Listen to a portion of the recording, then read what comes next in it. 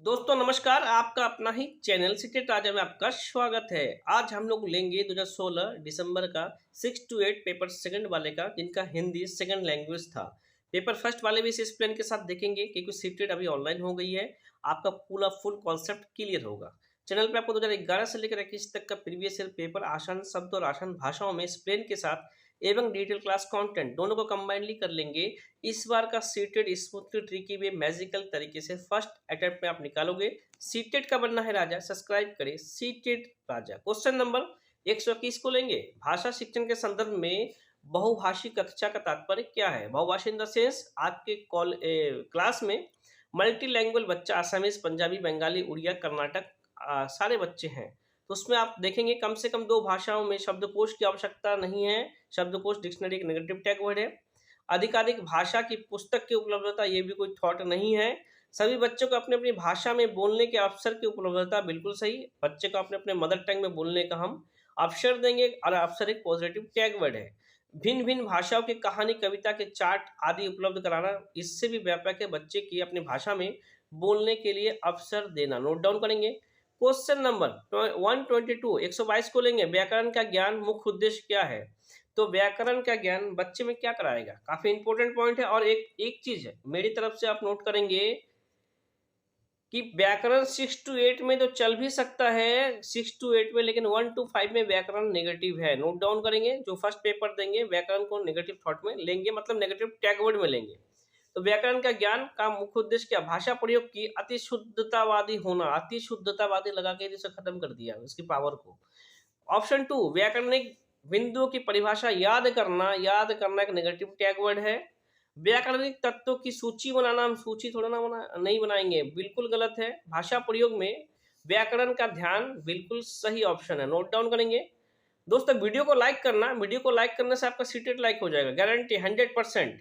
आप वीडियो को लाइक करना मत भूलना दोस्तों। अब 123 को लेंगे। अनुस्वार एवं अनुसांगिक का प्रयोग करने संबंधित त्रुटियों को दूर किया जा सकता है। कैसे दूर करेंगे? अनुस्वार और अनुसांगिक प्रयोग करने वाला त्रुटि को अनुस्वार वाले शब्दों का सूची बनाकर नहीं, सही उच्चारण का आदर्श प्रस्तुत करके बिल्कुल नहीं, अनुनासिक के नियम बताकर कभी नहीं, छपी सामग्री से समृद्ध वातावरण हम देंगे। समृद्ध वातावरण एक पॉजिटिव टैग वर्ड है। नोट डाउन करेंगे। छपी सामग्री से हम एक समृद्ध वातावरण देके उन्हें हम सही करेंगे। नोट डाउन करेंगे। क्वेश्चन नंबर 124 काफी इंपॉर्टेंट क्वेश्चन है और व्यापक क्वेश्चन है। शैक्षिक प्रक्रिया के मूल्यांकन के संदर्भ में आप किस कथन के सहमति प्रकट करेंगे? तो मूल्यांकन के लिए हम किसे सबसे बेस्ट मानेंगे? परीक्षा और फेल हो जाने का डर वास्तव में बच्चों का प्रेरणा का स्रोत बनकर काम करता है। परीक्षा फेल ये एक नेगेटिव टैग वर्ड है। नोट डाउन करेंगे। बच्चे को पास फेल करना वास्तव में व्यवस्थागत विफलताओं को बच्चे के सिर में मरना है। बिल्कुल सही। अगर बच्चा फेल हो रहा है तो व्यवस्था फेल हो रहा है। नोट डाउन करेंगे। काफी इंपॉर्टेंट यहाँ पे ऑप्शन है। ऑप्शन थर्ड, कक्षा 8 तक विद्यार्थी को फेल नहीं करने का प्रावधान के कारण देश में शिक्षा का स्तर गिर रहा है। ये कोई थॉट ही नहीं है। कक्षा 8 तक विद्यार्थी को फेल ना किया जाने का प्रावधान के कारण ही विद्यार्थी सीख नहीं पा रहे, ये भी कोई थॉट नहीं है और ही एक नेगेटिव टैग वर्ड है। क्वेश्चन ऑप्शन 2, बच्चे के पास फेल करना वास्तव में व्यवस्थागत विफलताओं को बच्चे के सिर में मरना, मतलब व्यवस्था ही गलत है और इसको बच्चे के ऊपर हम थोप रहे हैं। नोट डाउन करेंगे। काफी इंपॉर्टेंट और आईक्यू लेवल का ऑप्शन था, मजा आ गया। 125 लेंगे। उच्च प्राथमिक स्तर पर लेखन क्षमता का आकलन करते समय आप किस बिंदु को सर्वाधिक महत्व देंगे? लिखने का। विचार की मौलिकता, बिल्कुल सही। विचारों की मौलिकता से बच्चा का अभिव्यक्ति समझ में आएगा। वतरनी शुद्धता, तत्सम नहीं, मिश्रित वाक्य संरचना नहीं। काफी इंपॉर्टेंट और आईक्यू लेवल का क्वेश्चन है। क्वेश्चन नंबर 126, सीखने की प्रक्रिया के संदर्भ में आप किस कथन से सहमत है? बच्चे को किन्हीं अवधारणाओं को न सीखने के कारण फेल करके रोकना उचित करना। फेल तो करेंगे नहीं, रोकेंगे भी नहीं। Negative option.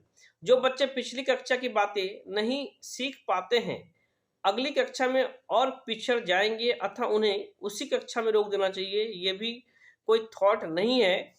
जो बच्चे किसी कक्षा में सीख नहीं पाए उन्हें फेल करके रोकने से भी जरूरी नहीं है कि वो सीख जाएंगे। काफी आईक्यू लेवल का ऑप्शन है, काफी मजा आएगा। देखिए ऑप्शन थर्ड, जो बच्चे किसी कक्षा में सीख नहीं पाए उन्हें फेल करके रोकने से भी जरूरी नहीं है कि वो सीख जाएंगे। अगर हम वो तो फेल कर गया, हम उसी क्लास में उसे हम रोक देंगे तो इसका जरूरी नहीं है कि वो सीख जाएंगे। ये काफी इंपॉर्टेंट पॉइंट है। हो सकता है उसको लर्निंग डिसेबिलिटी हो सकता है टीचर्स अच्छे से नहीं पढ़ा रहे हो, टीचर का पढ़ाना बच्चों को समझ में नहीं आ रहा है, लेकिन बच्चों को फेल करके उसी क्लास में रोक देना, इसका जरूरी नहीं कि वो सीख सकते। काफी इंपॉर्टेंट और सही पॉइंट है। ऑप्शन 4 को लेंगे, एक कक्षा में हम जो सीखते हैं उसकी सभी अंश अगली कक्षा के लिए अनिवार्य बुनियाद होता है, अनिवार्य बुनियाद कभी नहीं होता। नोट डाउन करेंगे। ऑप्शन 3 सबसे ज्यादा व्यापक है अकॉर्डिंग टू क्वेश्चंस। काफी अच्छा क्वेश्चन था जो मुझे भी आज फर्स्ट टाइम बहुत मजा आया इसको करने में। काफी अच्छा क्वेश्चन।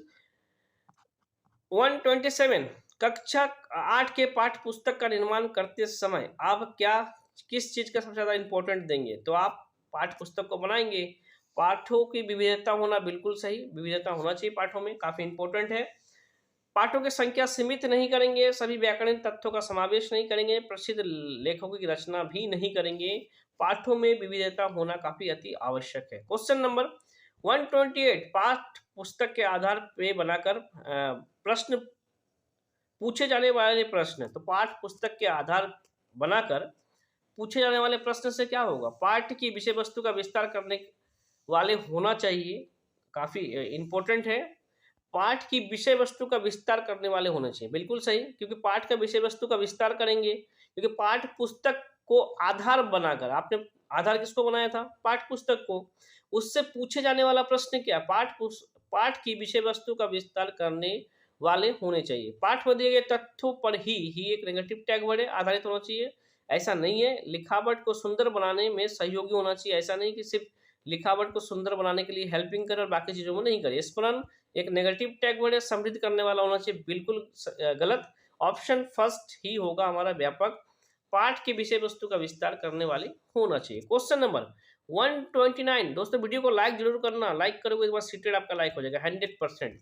संदर्भ के अनुसार शब्दों के उपयुक्त चयन संबंधित त्रुटि को दूर करने के लिए सर्वाधिक कारगर तरीका क्या है?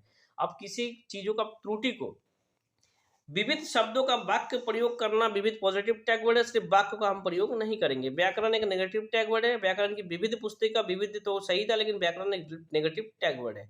विविध शब्दों की सूची याद एक नेगेटिव टैग वर्ड है। विविध भाषा का प्रयोग से परिचित करवाना, हम कभी भी मल्टीपल टाइप से बच्चे को भाषा को हम सिखाएंगे, काफी इंपॉर्टेंट पॉइंट है। लास्ट क्वेश्चन 130 श्यामला केवल उन्हीं प्रश्नों के उत्तर लिखती है जो उसने याद किए हैं, इसका कारण क्या हो सकता है? मतलब क्या है, श्यामला उसी चीजों का उत्तर लिख पा रही है जिसको वो याद किया है। जी हाँ, उसके विचार प्रक्रिया अव्यवस्थित है, ऐसा नहीं है। उसकी स्मरण शक्ति बहुत तेज है, नहीं। अब जो का तो केवल रिपीट कर रहा तो स्मरण शक्ति तेज हो ना।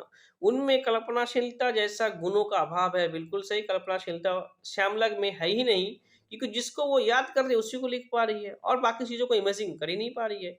इसलिए उनमें कल्पना शक्ति मतलब सोचने का मूर्त अमूर्त रूप से कभी भी वो गुण है नहीं। उसकी कक्षा में सब ऐसे ही करते हैं, ऐसा कोई तथ्य नहीं है। ऑप्शन थर्ड काफी व्यापक है।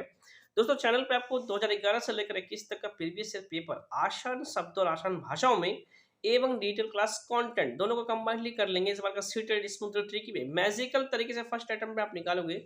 सीटेड का बनना है राजा, सब्सक्राइब करें सीटेड राजा। जय हिंद, जय भारत।